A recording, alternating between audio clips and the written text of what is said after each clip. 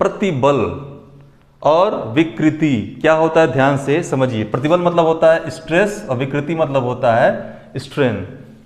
प्रतिबल generally stress को हम मान सकते हैं कि दैट इज प्रेशर।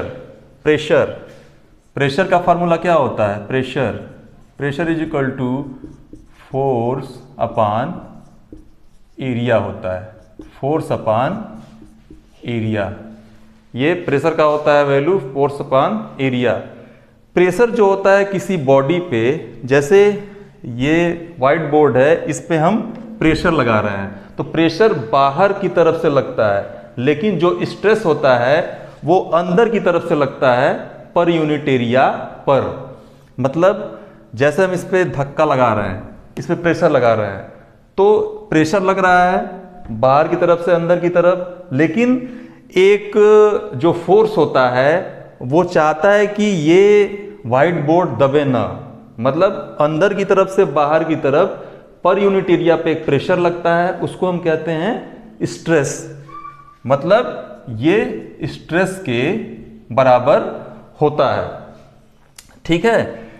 दूसरा है विकृति, स्ट्रेन जो होता है वो होता है change in dimension upon initial dimension, change in dimension upon initial dimension, initial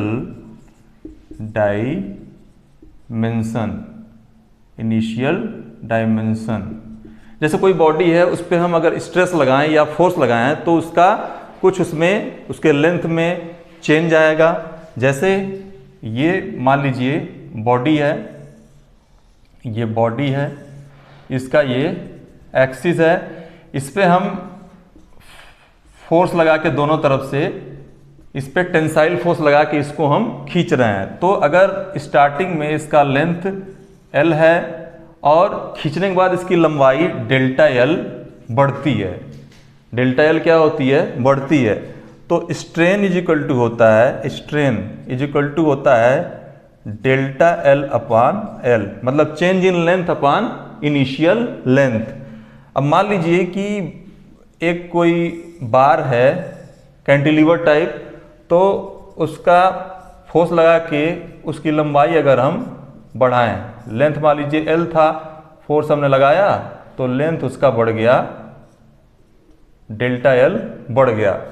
तो स्ट्रेन इज इक्वल टू क्या हो जाएगा, स्ट्रेन इज इक्वल टू हो जाएगा delta L upon L, change in length upon initial length. अब ये इसका axis है, एक्सिस के पैरेलल इसकी लंबाई बढ़ रही है, तो इसको हम लॉन्गिट्यूडनल स्ट्रेन कहेंगे। क्या कहेंगे, लॉन्गिट्यूडिनल स्ट्रेन, लॉन्गिट्यूडनल स्ट्रेन। इसको ई से, स्मॉल ई से डिनोट करते हैं, small E is equal to delta L upon L, delta L upon L। Stress is equal to होता है force upon area, internal force upon area, internal force upon area, internal force upon area.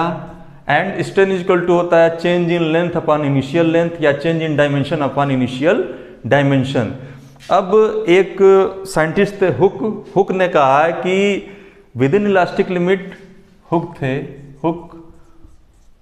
Hooks law, Hooke ने अपना एक नियम दिया, within elastic limit, within elastic limit stress is directly proportional to strain, stress is directly proportional to strain. Stress को हम sigma से denote करते हैं, sigma is directly proportional to small E, या sigma is equal to capital E into small E. Capital E is equal to जो होता है वो होता है इलास्टिक कांस्टेंट, इलास्टिक कांस्टेंट। तो यहाँ पे जो ई हो जाएगा capital elastic constant sigma upon small e. तो आपने इसमें यह भी पढ़ लिया कि हुक्स लॉ क्या होता है, आपने इसमें समझा स्ट्रेस के बारे में, स्ट्रेन के बारे में और हुक्स लॉ के बारे में।